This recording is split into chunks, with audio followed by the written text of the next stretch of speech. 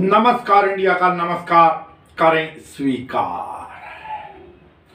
किसान आंदोलन अनवरत जारी है, पहले की तरह चला हुआ है, इसमें कहीं कोई दो राय नहीं। यद्यपि आज के समय में खबरें बहुत कम आ रही हैं क्योंकि मीडिया कहीं ना कहीं, जिसको गोदी मीडिया कहा जाता है, वो कहीं ना कहीं ध्यान डाइवर्ट करता है। भीड़ बरकरार है, इसमें कहीं कोई दो राय नहीं है। यद्यपि दोनों तरफ की तलवारें कम से कम सामने दिखाने के लिए तो खींची हुई है। पर्दे के पीछे क्या पटकथा लिखी जा रही है, ये भविष्य आपको बता देगा स्वयं। सीधी सी बात तो ये है। लेकिन वर्तमान में दोनों अपने अपने तरीके से अड़ियल रुख के ऊपर कायम।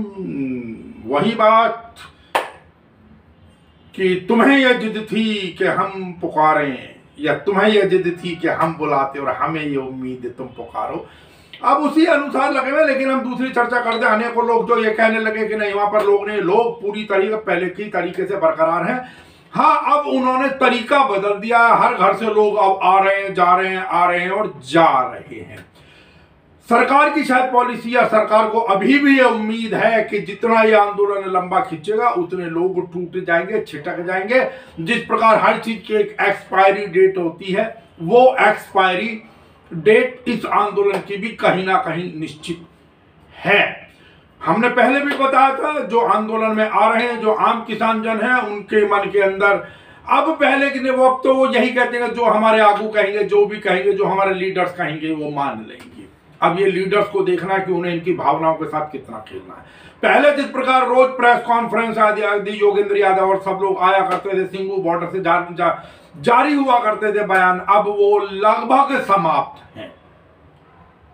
हाँ, गाजीपुर बॉर्डर पर अब आज के समय में जो भी नेता लोग समर्थन देने के लिए आ रहे हैं, वो गाजीपुर बॉर्डर की तरफ ज्यादा आ रहे हैं। अब जो नए नेता बनकर उभरे हैं, वो राकेश टिकैत उभरे हैं, कोई दो राय नहीं है। और महापंचायतों का दौर जारी है। प्रियंका गांधी ने आज भी महापंचायतें चल रही हैं, किसानों की पंचायतों को संबोधित किया जा रहा है जगह जगहों पर।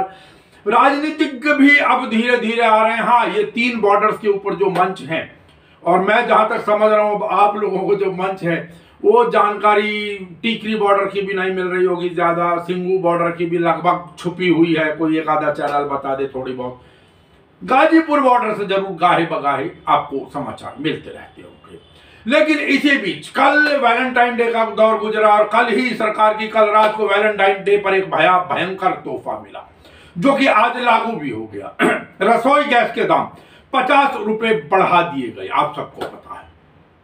आपको याद हो, 1 दिसंबर 2020 को भी 50 रुपए बढ़े थे, 15 दिसंबर 2020 को भी 50 रुपए बढ़े थे। अब फरवरी के अंदर, फरवरी में, अब से कुछ दिन पहले 1 फरवरी को उस दिन 25 रुपए बढ़े थे, और आज 50 रुपए। अर्थात पिछले इन्हीं, आप मान लीजिए 2-2.5 महीने के अंदर 175 रुपए, पौने 200 रुपए बढ़ चुके हैं। पेट्रोल आसमान की तरफ जा रहा है। 88 रुपए 77 पैसे कल था, आज फिर कुछ 23 या 29 पैसे बढ़े हैं। लगभग 89 रुपए 89 रुपीज पर लीटर का पेट्रोल का भाव दिल्ली के अंदर हो गया है। शुक्र है कहीं कोई किसी किस्म का हाय तौबा नहीं है। राजनीतिक स्तर के ऊपर कोई अपनी प्रेस कॉन्फ्रेंस, जिस प्रकार कांग्रेस की सुप्रिया सुश्री नेत्र ने प्रेस कॉन्फ्रेंस की, इसके मुद्दे पर एक सिलेंडर रखकर लिखी है, आपको जरूर सुनाना चाहेंगे। बहुत हुआ है अत्याचार, कमर तोड़ महंगाई की मार, यही है मोदी सरकार। नरेंद्र मोदी जी की निर्मम, असंवेदनशील और अनैतिक सरकार ने किसानों के साथ तो अन्याय करने की ठान ही ली है, और हर तरह का अन्याय, हर तरह की बर्बरता कर रहे हैं। पर अब देश के हर चूल्हे चौके, हर गृहिणी, हर आम आदमी की कमर तोड़ने का भी फैसला कर लिया, हर चूल्हे चौके में आग लगा दी है। पेट्रोल और डीजल के दाम आप सबको पता है 100 रुपए के पार हो गए हैं। पेट्रोल का दाम एक नया कीर्तिमान स्थापित किया है सरकार ने। और अब घरेलू गैस, जिसको कि रसोई गैस कहा जाता है, जिसके सिलेंडर रखे हैं, इनके दाम निरंतर बढ़ाए जा रहे हैं। 10 दिनों के अंदर, आज 15 तारीख है, मात्र 10 दिनों के अंदर इन सिलेंडर में, रसोई गैस के सिलेंडर में 75 रुपए कीमत का इजाफा हुआ है। 75 रुपए कीमत बढ़ी है। 4 फरवरी को सिलेंडर की कीमत 25 रुपए बढ़ी थी, और अब आज सुबह कल रात 12 बजे से मतलब 15 तारीख को यह कीमत 50 रुपए और बढ़ा दी गई है। और यही नहीं, दिसंबर 2020 मतलब 2 महीने के अंतर्गत यह कीमत 175 रुपए प्रति सिलेंडर बढ़ चुकी है, क्योंकि दिसंबर में आपको याद होगा 2 बार 50-50 रुपए की वृद्धि हुई थी। तो यही सिलेंडर जो दिसंबर में दिल्ली में 594 रुपए का बिकता था, 594 का, वो आज दिल्ली शहर में 769 रुपए मतलब 769 का बिक रहा है। मुझे लगता है यहां पर यह याद दिलाना जरूरी होगा कि जब हमारी सरकार थी और हमारी सरकार में जब कच्चा तेल जिसको क्रूड ऑयल कहते हैं उसका दाम जब 100 रुपए $150 तक पार कर गया था, तब भी रसोई गैस की कीमत 400 रुपए के आसपास थी। तो सबसे पहले मेरा मानना है कि शर्म आनी चाहिए इस सरकार को, जिसके कारण आज अर्थव्यवस्था पूरी तरह से ठप हो चुकी है, बेरोजगारी मुंह बाए खड़ी है। इन्हीं के कुप्रबंधन के चलते लोगों का वेतन घटता जा रहा है। और अब वो एक अलग विषय हो सकता है। बाकी इस समय क्योंकि आम जनता बहुत आराम से है, आप बताना भी चाहें, दुख व्यक्त करना भी चाहें, तो सामने एक आर्मी आपके पास जरूर होगी कि आप राष्ट्रहित के अंदर इतना भी झटका नहीं ले सकते। ये देश फिर से आप गुलाम कराना चाहते हो, आतंकवाद को समाप्त नहीं करना चाहते, आपकी वहां की लाइन लग दे, आप फिल्मों के लिए, पिक्चर के लिए इतनी इतनी लंबी लाइन लगा दोगे, आप शराब के अंदर इतने पैसे दे दोगे, इतना सा आप ये खर्चा वहन नहीं कर सकते। इस प्रकार की चीजों से अब आदमी जो है, आम आदमी जो है, वो अपने अंदर उसको थोड़ी बहुत पीड़ा होती होगी, इसमें कोई दो राय नहीं है। उसको ट्रोल आर्मी को अगर छोड़ दिया जाए, सत्ता पक्ष के अगर कुछ अंधभक्तों को छोड़ दिया जाए तब, नहीं तो एक दौर था जब छोटे छोटे अगर थोड़े पैसे भी होते थे, आपको भी मालूम है, सबने देखा, नरेंद्र मोदी जी, स्मृति ईरानी आदि आदि सब लोग ना जाने क्या क्या लेके दुनिया भर के धरने और प्रदर्शन किया करते थे। और अब सब कुछ शांत। ज्यादा आप शोर मचाओगे तो आप पाकिस्तान परस्त हो जाओगे, हिंदू मुस्लिम करा दिया जाएगा, बहुत सारी चीजें हैं। इसलिए चुप लगाइए, जो सरकार करती है करते रहने दीजिए। पेट्रोल बहुत जल्दी इसी हिसाब से 100 रुपए तक पहुंच जाएगा, लेकिन गौर कीजिएगा, सब्सिडी वाले सिलेंडर वाले तो लौट गए अब जहां भी है। वैसे भी जो पिछला बजट था वो 42,935 करोड़ का था पेट्रोलियम सब्सिडी का, और इस बार वो मात्र 12,500 करोड़ के आसपास रह गया पेट्रोलियम सब्सिडी। तो इस बार वैसे ही टांका मार दिया गया। पेट्रोल के दाम बढ़े हुए हैं।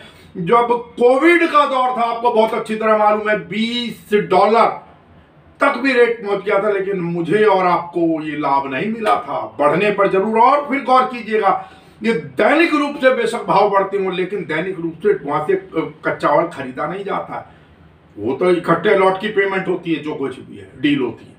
लेकिन यहाँ पर क्योंकि कंपनियां तो है, तो सरकार का ही वर्चस्व, सरकार के अंडर है, रेवेन्यू सरकार को कमा कर देनी है, उन कंपनियों को भी अपना जो लाभ है वो मेंटेन करके रखना है। और बहुत सारी चीजें कह दी जाएंगी, आप कहेंगे तो कोविड काल में इतना नुकसान हुआ, इतना खर्चा हुआ, उसकी भरपाई कहां से करेंगे। अर्थात वो भी जो जिसको कहते हैं ना देसी भाषा के अंदर, जो अंगूठा टेक भी होगा वो भी आपसे बहस करने लगेगा, इस प्रकार की चर्चाएं करने लगेंगे। पता नहीं कितने बड़े अर्थशास्त्री हो, आपको अनेकों को लाभ घुमा दिए जाएंगे। पहले आपको डाटा कितने का मिलता था, आज कितने का मिल रहा है। किसानों के ऊपर तो जितने लांछन लगने थे वो लगे गए, वो आप सब लोगों को मालूम है। चलिए कोई बात नहीं है, इस प्रकार के तोहफे चुप कर कहिए, तोहफा कबूल है हमें सरकार आपका। जिस अनुपात में पेट्रोल की कीमतें बढ़ रही है, उसी अनुपात में लोगों की आमदनियां भी बढ़ रही हैं, और पेट्रोल की कीमतें केवल नरेंद्र मोदी जी की सरकार में नहीं बढ़ रही है। इस देश का ये दुर्भाग्य रहा है कि शुरू के 55 वर्षों में जिस कांग्रेस सरकार ने यहाँ पर शासन किया, उन्होंने यहाँ पर कोई भी इंफ्रास्ट्रक्चर ऐसा तैयार नहीं किया है जिससे इन कीमतों को बढ़ने से रोका जा सके। लेकिन नरेंद्र मोदी जी की सरकार लगातार इस बात के लिए प्रयासरत है कि इन कीमतों को नियंत्रित किया जाए, इनको नियंत्रण में लाया जाए। Thank you.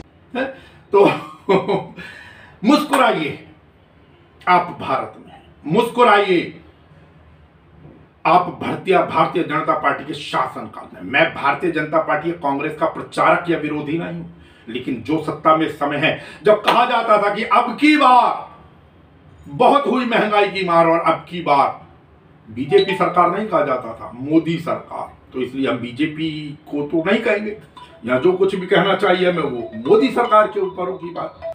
और आज के समय में आपको कहीं आपको कुछ भी कहिए, जाता न लागे वो तन जाने साहब, उसको मालूम है। आज आप अगर किसी प्रकार का विरोध करने में भी तो खतरा है, आपके ऊपर पता नहीं किस समय कौन सा केस दर्ज हो जाए, राजद्रोह का मुकदमा दर्ज हो जाए, किस प्रकार के। और आजकल एक और चीज मैं चर्चा कर दूं जो सबसे ज्यादा चल रहा है, टूल किट शब्द का प्रयोग। पर्यावरण एक्टिविस्ट है दिशा रवि, 21-22 वर्षीय लड़की है, उसको गिरफ्तार किया दिल्ली पुलिस ने। वहां जाकर, ठीक है, कानून पहलू वो बेहतर तरीके से जानते होंगे, हम उस चीज को नहीं कह रहे, लेकिन प्रश्न ये उठता कि अब कई लोगों से हमने व्यक्तिगत रूप से ऑफ द रिकॉर्ड भी बात करने का प्रयास किया और लोगों को वास्तविकता ये कि यही जानकारी नहीं है कि टूल किट है क्या। वो टूल किट ज्यादातर लोग ऐसे समझते हैं कि जैसे पता नहीं किसी अटैची के अंदर, छोटी अटैची के अंदर, बॉक्स के अंदर कोई बम रख दिया गया। दिशा रवि गिरफ्तार हुई, आपको पता है ग्रेटा थनबर्ग से जुड़ा हुआ जो भी टूल किट का एक आया था, हालांकि उनके विरुद्ध कोई केस दर्ज नहीं हुआ है व्यक्तिगत रूप से, इसको पुलिस पहले क्लैरिफाई कर चुकी है। अब वास्तव में ये टूल किट होता क्या है, ये एक गौर करने वाला विषय है। टूल किट किसी भी मुद्दे को समझाने के लिए बनाया गया एक डॉक्यूमेंट होता है। गौर कीजिएगा, मैं फिर रिपीट कर रहा हूं, टूल किट किसी भी मुद्दे को समझाने के लिए बनाया गया एक डॉक्यूमेंट होता है। और यह इस बात की जानकारी देता है कि इस समस्या के समाधान के लिए क्या क्या किया जाना चाहिए। गौर कीजिए, समस्या के समाधान के लिए क्या क्या किया जाना चाहिए। अगर सीधे शब्दों में कहूं तो इसमें एक्शन के जो पॉइंट्स होते हैं, एक्शन प्लान के जो पॉइंट्स होते हैं, वो दर्ज होते हैं। एक तरीके से आप ये समझ लीजिए। दिशा, आप कुछ कहना चाहेंगी? दिशा रो क्यों रही है? दिशा, कुछ आप कहें।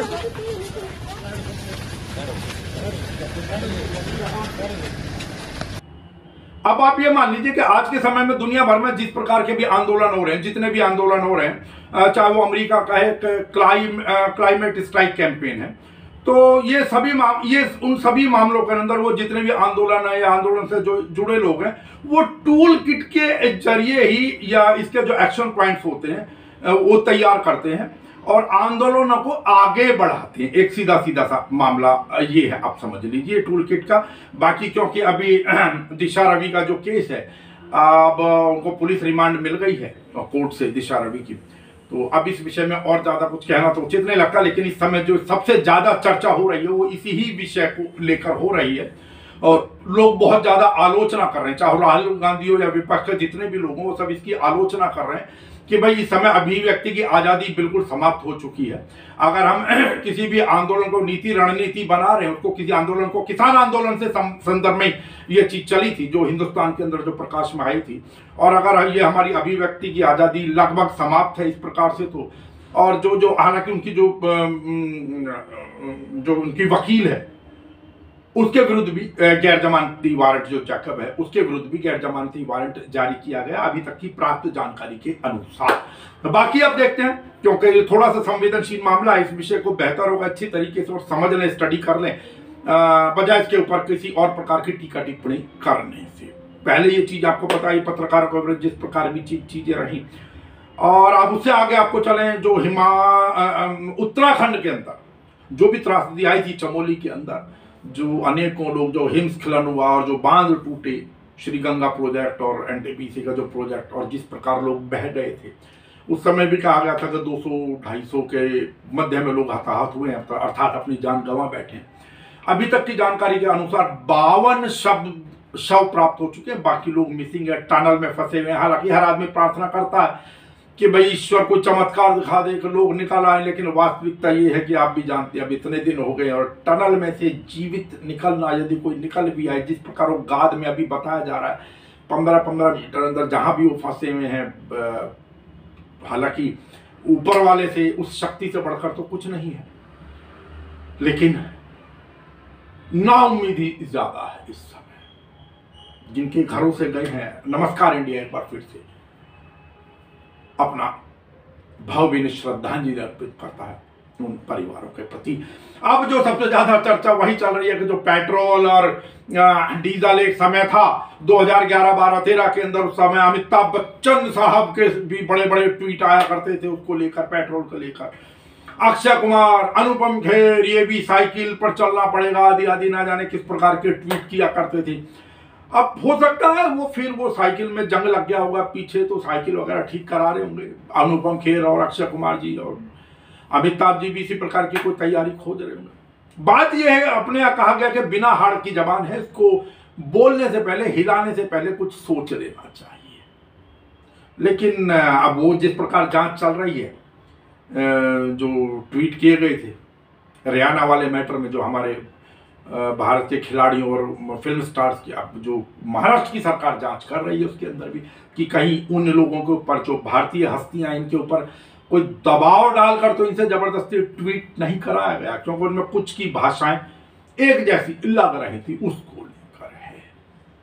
लोग कितने भी आलोचना करें, लेकिन इसका एक दूसरा पार्ट है, ये बिल्कुल फैक्ट है कि वो राज्य सरकार है, उसकी भी अपनी जिम्मेदारी बनती है कि उसके प्रदेश के अंदर जो लोग रह रहे हैं उनके ऊपर कोई और तो दबाव नहीं डाल रहा, नाजायज दबाव तो नहीं डाल रहा है। देखिए, कुछ चीजें कहते हैं पहले नहीं होता, ऐसा जो चीज पहले नहीं थी ऐसा तो नहीं है ना कभी नहीं हुई, व्यवस्थाएं चलती है।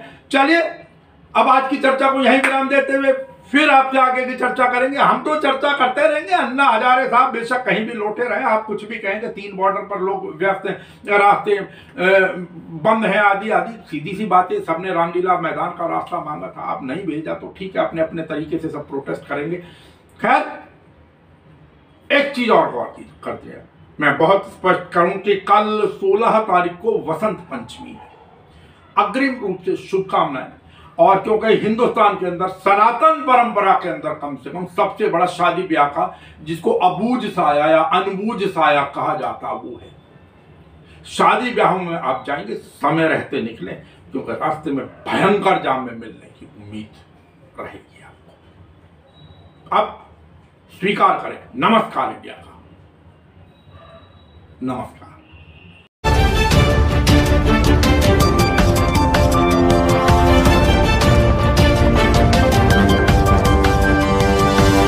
Thank you.